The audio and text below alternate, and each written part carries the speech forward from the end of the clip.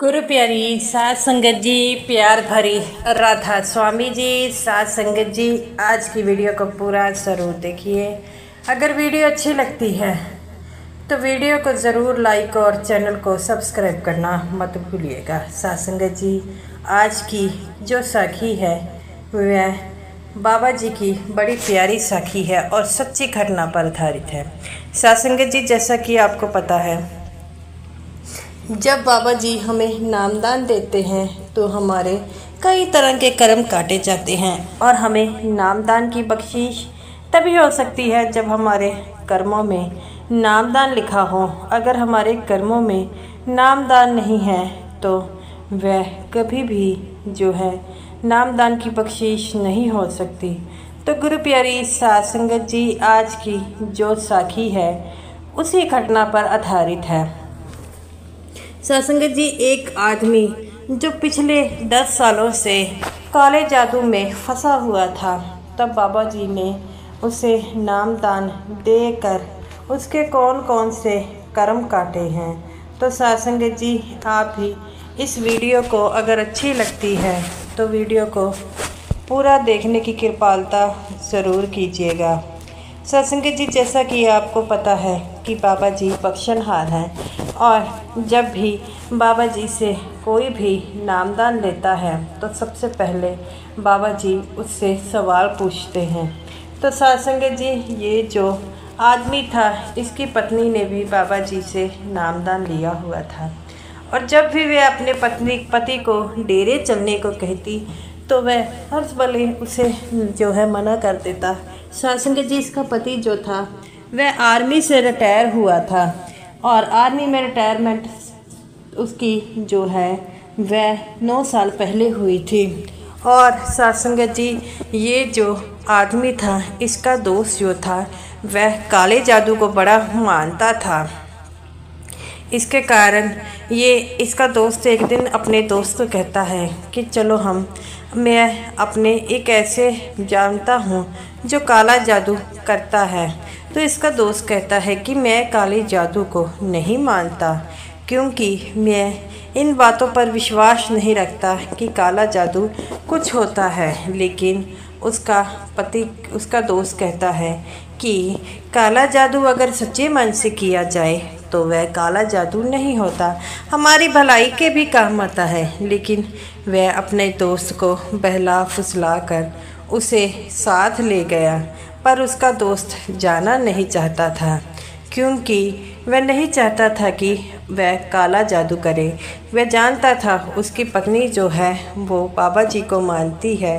अगर उसे इस बात के बारे में पता लगा तो वह जो है अपने पति को बड़ा बुरा कहेगी। लेकिन वह अपने दोस्त के हाथों मजबूर हो गया और वह दोस्त उसे ज़बरदस्ती वहाँ पर ले गया। जब उसका दोस्त वहाँ पर उसे लेकर गया, वहाँ पर बहुत सारे ऐसे लोग आए थे जो काले जादू पर विश्वास करते हैं। सात संगत जी, अगर मालिक है तो वह शैतान भी है। हमें इन चीज़ों में नहीं फंसना चाहिए।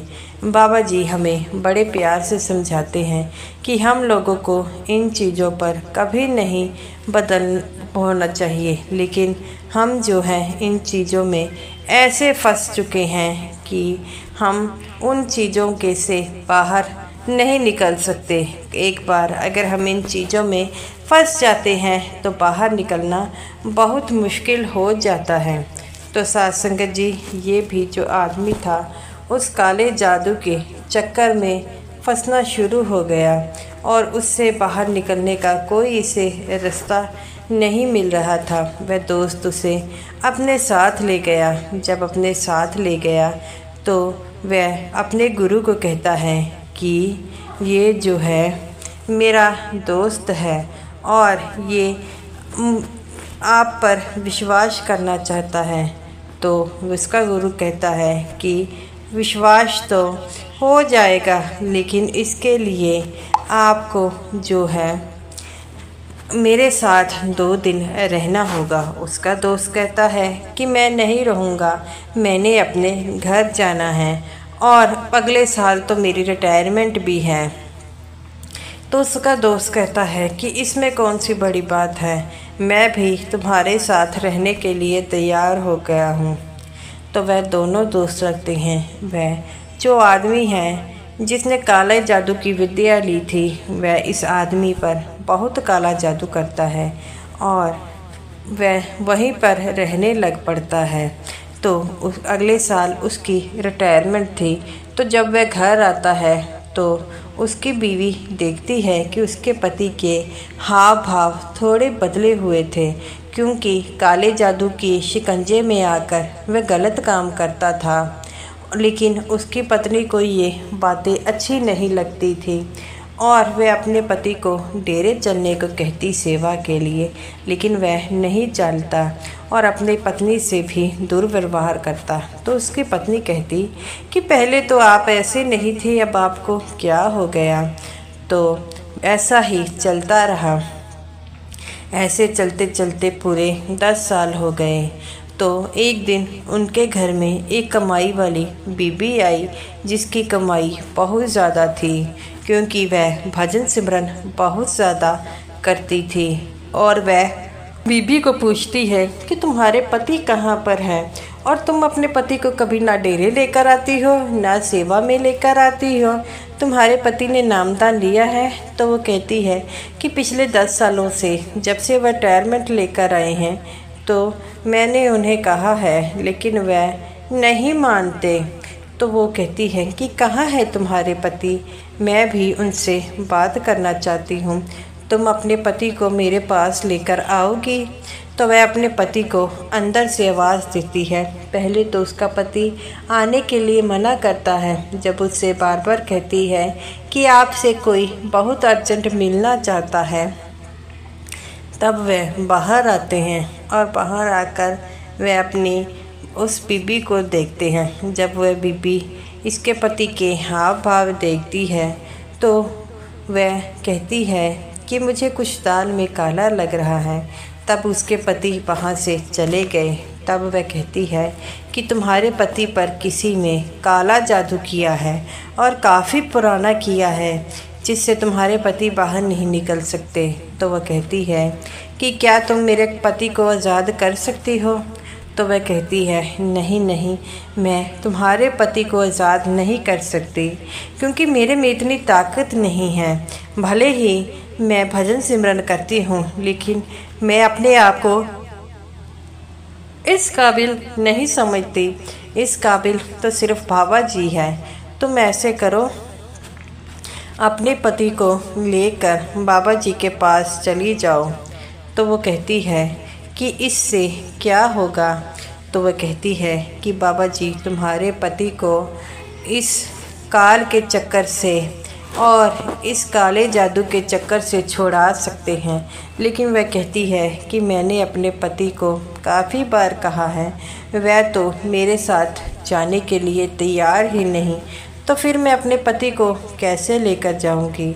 तो वह कहती है इस बात की चिंता मत करो, तुम अपने पति को झूठ बोलो कि हम कहीं पर जा रहे हैं और हम जो है, जब तुम्हारे पति को इस चीज़ के बारे में पता नहीं लगेगा। तो वो कहती है नामदान के लिए पहले पर्ची भी तो लेनी पड़ती है। तो वो कहती है इस बात की तू चिंता मत कर, मैं सेवादारों से कहकर तुम्हारे पति की नामदान की पर्ची निकलवा लेती हूँ।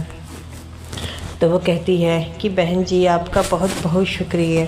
वह दोनों बीबियाँ जो थी वह वहाँ से चली जाती है। वह बीबी अपने पति को जो है हफ्ते बाद कहती है कि हमें कहीं पर जाना है और मैं किसी का पता लेने जाना है, आप भी मेरे साथ चलो।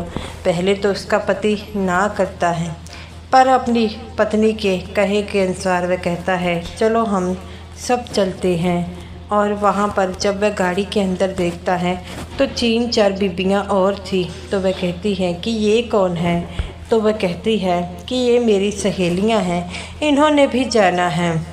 तो वह जाने के लिए तैयार हो गए और ऐसे ही वह चलते गए। और जब ब्यास आया तो वह कहता है कि ये कौन सा स्थान है। जब मैं अंदर जा रहा हूँ तो तो मेरे अंदर से कोई चीज़ ऐसी है कि बाहर निकलने लगी है। तब सभी जाने उसे कस कर पकड़ लेते हैं कि ये बाहर ना चले जाएं। तो वह एक सेवादार से अपील करती है कि हमें गेट के अंदर तक गाड़ी जाने दीजिए। तब सेवादार कहते हैं कि जहाँ तक गाड़ियाँ अलाउड है आप अंदर तक ले जा सकते हैं। तो वह गाड़ी को अंदर ले गए। गाड़ी जो है नामदान जहाँ पर मिल रहा था उससे 5 मिनट की दूरी पर ही थी और इसको खींचकर वहाँ पर लेकर जा रहे थे। लेकिन काले जादू का प्रभाव इतना ज़्यादा था कि वह लोग उसे रोक नहीं पा रहे थे। तब 2-4 और सेवादारों ने उसे पकड़ा और अंदर लेकर चले गए। और जब वह आदमी जहाँ पर बाबा जी का नामदान चल रहा था वहाँ उठने की कोशिश कर रहा था, लेकिन अजीब सी शक्ति थी जो उसे बिठाई जा रही थी। तो वह कहता है कि अब मैं क्या करूं, करना क्या है। वह आराम से बैठ गया। जब उस आदमी की बारी आई तो पहले वह सीट से हिल नहीं रहा था। तब 2 सेवादार उसे अपने पास लेकर आए। तब बाबा जी के सामने जब उसे ले गया तो बाबा जी कहते हैं कि ये तेरे पे काला जादू किसने सालों से किया है। तब उसके अंदर से कोई आवाज़ बोली कि मैं 10 सालों से इसके अंदर हूँ और दुनिया की कोई भी ताकत नहीं है जो मुझे इससे बाहर निकाल सके। बाबा जी कहते हैं अच्छा, तो कोई भी ताकत नहीं निकाल सकती। तो वह कहता है कोई नहीं। तब बाबा जी कहते हैं तू इसको छोड़ दे, लेकिन तेरा हाल बुरा होगा। तो वह कहता है नहीं छोड़ूंगा। तब बाबा जी ने जब उस आदमी पर दृष्टि डाली तो उस आदमी के अंदर वह आदमी चीखे मारने लगा, जिसे देखकर सारी संगत जो थी वह हैरान हो गई कि इस आदमी को क्या हो रहा है। तभी वह बाबा जी सभी सेवादारों को कहते हैं कि तुम लोग सब पीछे हट जाओ।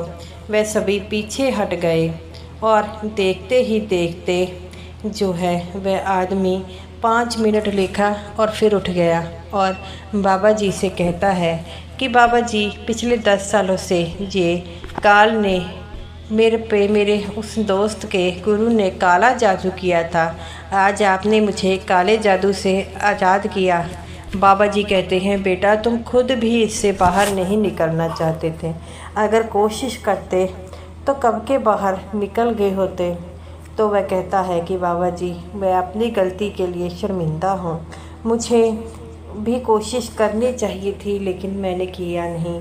बाबा जी कहते हैं दुनिया की कोई ताकत नहीं है, अगर कोई भी काम हम करना चाहे तो वह ना कर सके। तब बाबा जी कहते हैं कि बेटा अब तुम क्या चाहते हो। तो वह कहता है कि बाबा जी मैं जिस काम के लिए आया हूँ आप मुझे वो दीजिए, मुझे नामदान की बख्शिश कीजिए। तब बाबा जी हंसने लग पड़ते हैं कि कहते हैं कि अभी तो तुम आज़ाद हुए हो, अभी तुम्हें इन चीज़ों की समझ नहीं है। तो वो कहता है कि बाबा जी आप मुझ पर यकीन कर सकते हैं, सिर्फ मुझे एक बार मौका दीजिए, मैं आपकी उम्मीदों पर खरा उतरूँगा। तब बाबा जी हंसने लग पड़ते हैं और कहते हैं कि बेटा ठीक है, मैं तुम्हें एक वादा देता हूँ और तुम्हें भजन सिमरन ज़रूर करना है, क्योंकि भजन सिमरन ऐसी चीज़ है कि ये जो काला जादू तुम में दोबारा एंटर करने की कोशिश करेगा, लेकिन भजन सिमरन तुम्हें ये रोकेगा। तो ये बातों से वह कहता है कि बाबा जी अब मैं उसे अपने अंदर कभी प्रवेश नहीं होने दूंगा। तो वह हंसने बाबा जी कहते हैं बेटा ये तो तुम्हारी कोशिश ही बताएगी। तब वह अपनी बीवी को देखता है जो बाहर खड़ी होती है। तब वह अपनी बीवी को सारी बातें बताता है। तो वह कहती है कि आप सिर्फ आप बाबा जी पर विश्वास कीजिए, वह आपको दोबारा कुछ नहीं होने देंगे। वह कहता है कि मुझे बाबा जी पर अपने से भी ज़्यादा विश्वास है, लेकिन मुझे भजन सिमरन भी करना होगा।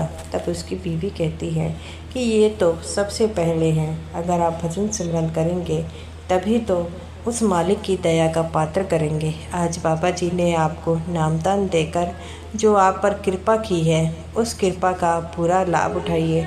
साथ संगत जी हमें भी नामदान मिला है तो हमें पर भी बाबा जी की बड़ी कृपा हुई है। तो हमें भी भजन सिमरन ज़रूर करना चाहिए। तो गुरु प्यारी साध संगत जी, ये रही मेरी आज की वीडियो अच्छी लगी हो तो ज़रूर लाइक कीजिएगा और समूह साध संगत जी को मेरी तरफ से प्यार भरी राधा स्वामी जी।